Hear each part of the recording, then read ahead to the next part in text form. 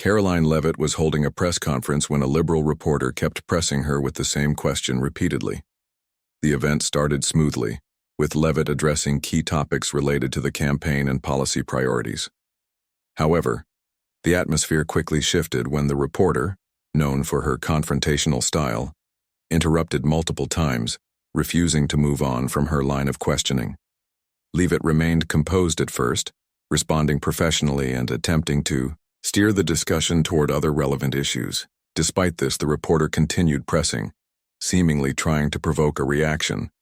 The persistence of the questioning frustrated not only Leavitt but also others in attendance, who began murmuring in frustration. After several warnings, Leavitt finally signaled to security, who then escorted the reporter out of the room. The decision was met with applause from some attendees who felt the reporter was being disruptive rather than engaging in genuine journalism. As the reporter was removed, she continued shouting her question, but Leavitt simply moved on, addressing another journalist in the room. Following the event, Leavitt defended her decision, stating that while she welcomes tough questions, repeated interruptions and bad faith tactics do not contribute to meaningful discourse. Supporters praised her for standing her ground, while critics accused her of avoiding accountability. The incident quickly spread on social media, with divided reactions fueling further debate.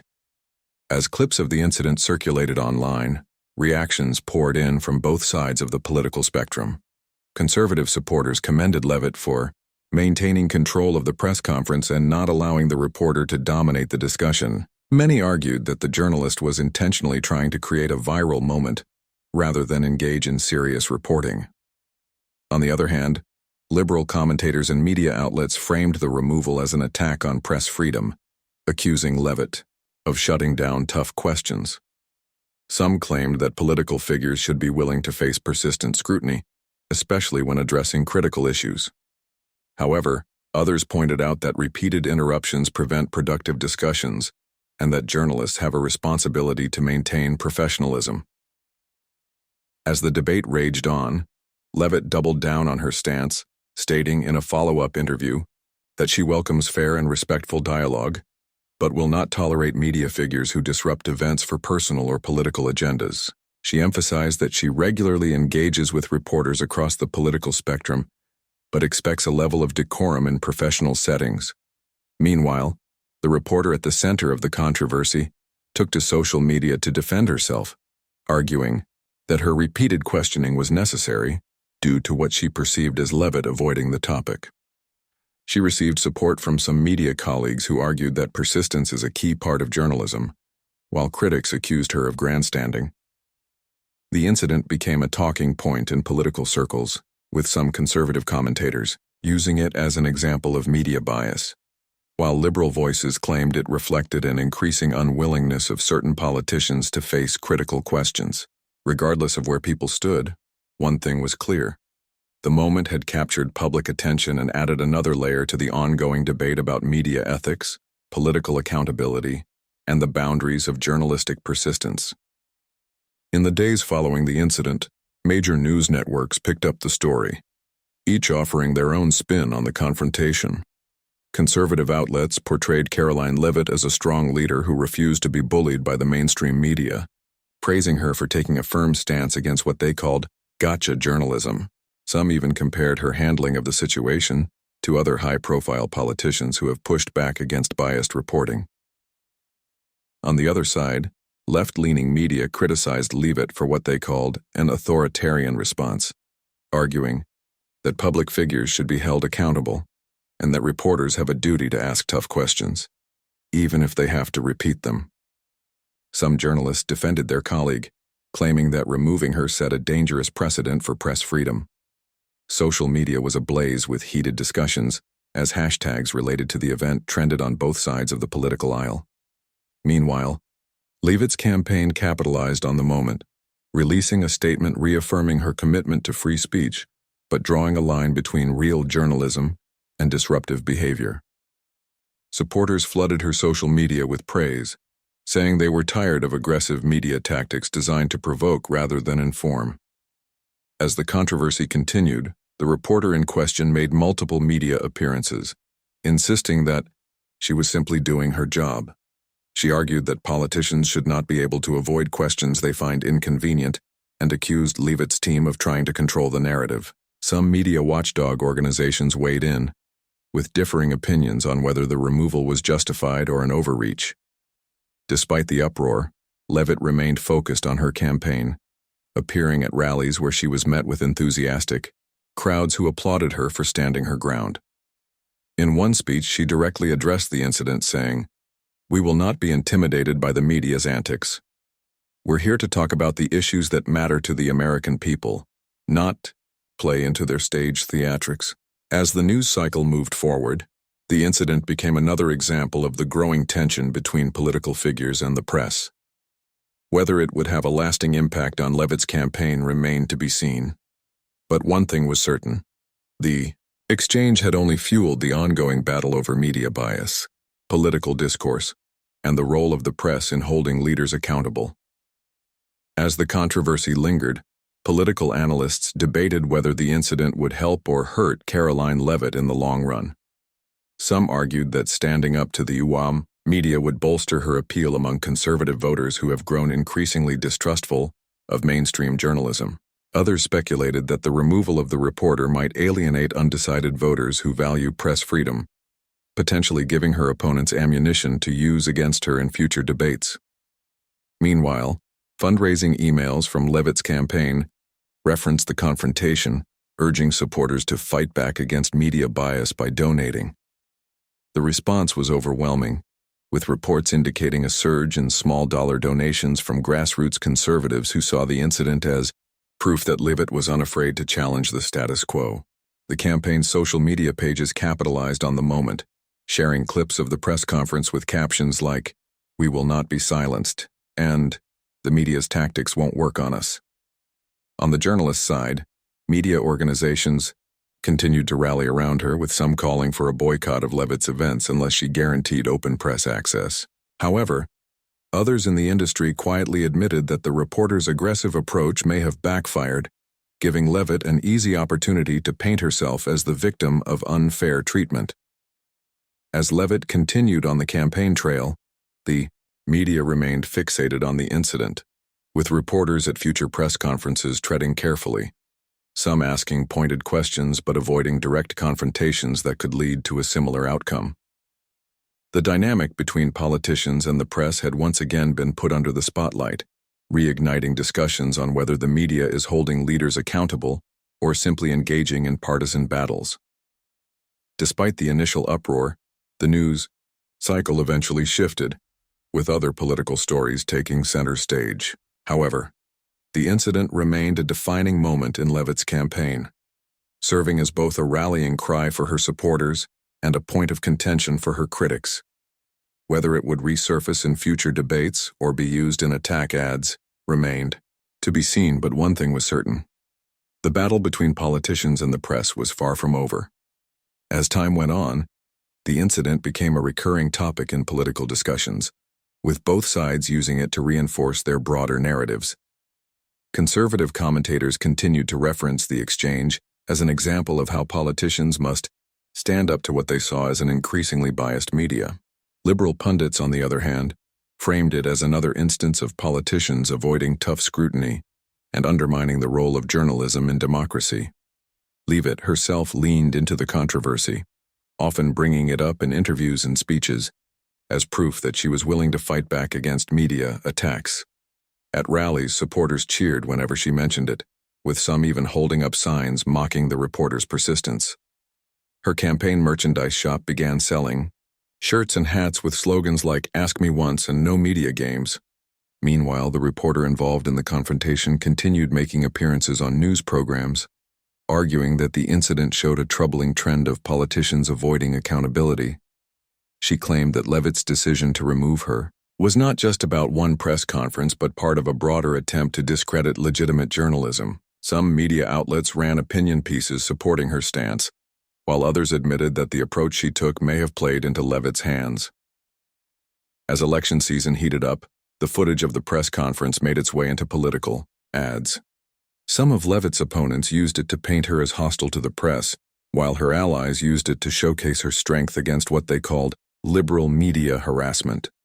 The incident, which had initially seemed like a brief controversy, had now become a central talking point in debates, online discussions, and social media battles. Even months later, whenever Leavitt held a press event, there was an underlying tension in the room. Reporters were more cautious about how they framed their questions, and campaign staff were quick to shut down any attempts at repeated interrogation. While the media and political figures had always had a complex relationship, this particular exchange had solidified the deep divide between the two sides. Regardless of one's perspective on the issue, the incident had left a lasting mark on Leavitt's public image. To her supporters, she was a fearless leader who refused to be pushed around by the media. To her critics, she was another politician avoiding accountability. But no matter how it was framed, one thing was clear. The moment had cemented itself as a defining chapter in the ongoing battle between politicians and the press. As the election drew closer, the confrontation between Karoline Leavitt and the reporter continued to be a hot topic in political discourse. During debates and interviews, opponents frequently brought up the incident, questioning whether her actions reflected a broader unwillingness to engage with difficult questions. Leavitt, however, remained firm in her stance, often using the moment as an example of how she would not tolerate what she called media manipulation. At campaign stops, the energy surrounding the event only intensified. Supporters rallied behind her, seeing her response as a bold stand against the mainstream press. Some even began chanting "No more fake news" at events, reinforcing the idea that they viewed the media as an adversary. Meanwhile, independent voters and moderates were divided. Some agreed that the press could be overly aggressive, while others wondered if her refusal to answer the reporter's repeated question indicated a deeper issue with transparency. The May controversy also led to further scrutiny of the journalist involved. Some conservative outlets began digging into her past coverage, pointing to instances where she had confronted other right-leaning politicians in a similarly aggressive manner. This fueled claims that she had deliberately tried to provoke a reaction for publicity. On the other hand, major media organizations defended her, insisting that holding politicians accountable was a fundamental part of democracy and that her persistence was justified. As more media attention centered around the clash, Leavitt's campaign team used it to their advantage, creating targeted ads that positioned her as a strong, no-nonsense leader, unafraid to take on the press. One particular ad featured a dramatic montage of her press conference moment, intercut with clips of journalists aggressively questioning conservative politicians. The message was clear. She was not going to back down, and neither were her supporters. However, the controversy also attracted legal and ethical debates.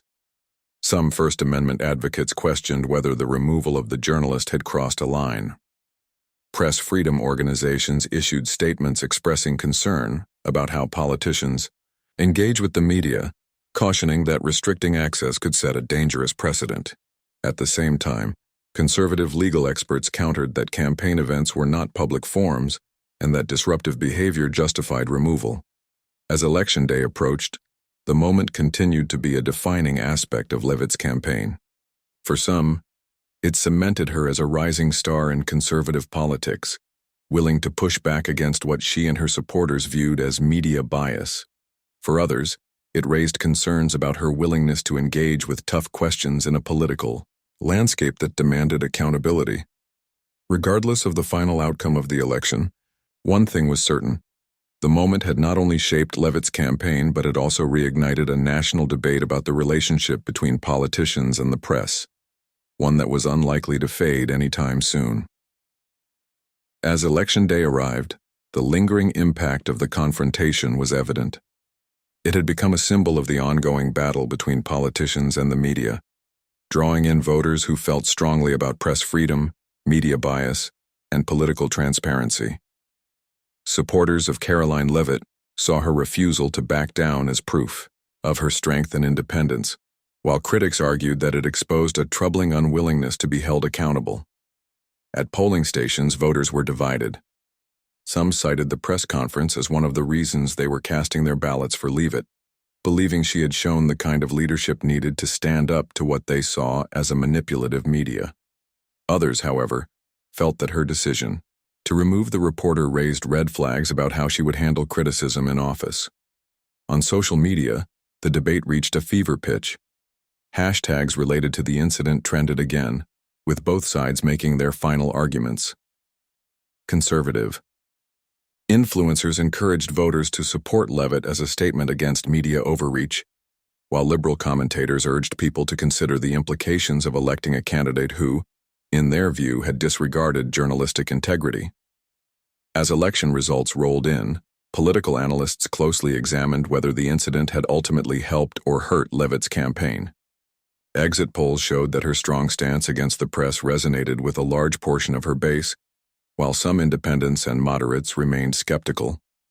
The final vote count would determine whether the moment had been a game-changer or just another flashpoint in a larger political battle. Regardless of the outcome, the incident had already cemented itself in political history. If Leavitt won, it would be seen as a victory for candidates willing to push back against the media, setting a precedent for how future politicians might handle press confrontations.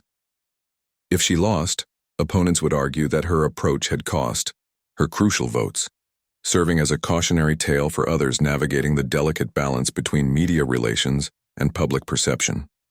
Even after the election, discussions about the event persisted. Pundits continued to analyze its long-term effects. Journalists debated the role of persistence versus disruption, and voters reflected on what it all meant for the future of political discourse. One thing was clear. Whether viewed as a defining moment of strength or a sign of evasion, the confrontation between Karoline Leavitt and the reporter had left a lasting impact, shaping not just a campaign, but a broader conversation about the relationship between politicians and the press in the modern era. In the weeks following the election, the aftermath of Karoline Leavitt's confrontation with the reporter continued to shape political narratives. If she had won, the victory was seen as validation of her strategy, proof that standing up to the media resonated with voters. Her supporters celebrated, calling it a win not just for her but for politicians willing to challenge what they saw as media bias. Conservative commentators pointed to the incident as a turning point, arguing that it signaled a shift in how right-leaning candidates should handle press interactions moving forward. If she had lost, political analysts dissected whether the confrontation had cost her crucial votes. Some argued that while it energized her base, it may have alienated moderates and independents who valued transparency and press accountability. Opponents framed the loss as proof that voters rejected her approach, reinforcing the idea that avoiding tough questions or removing journalists was not an effective long-term strategy.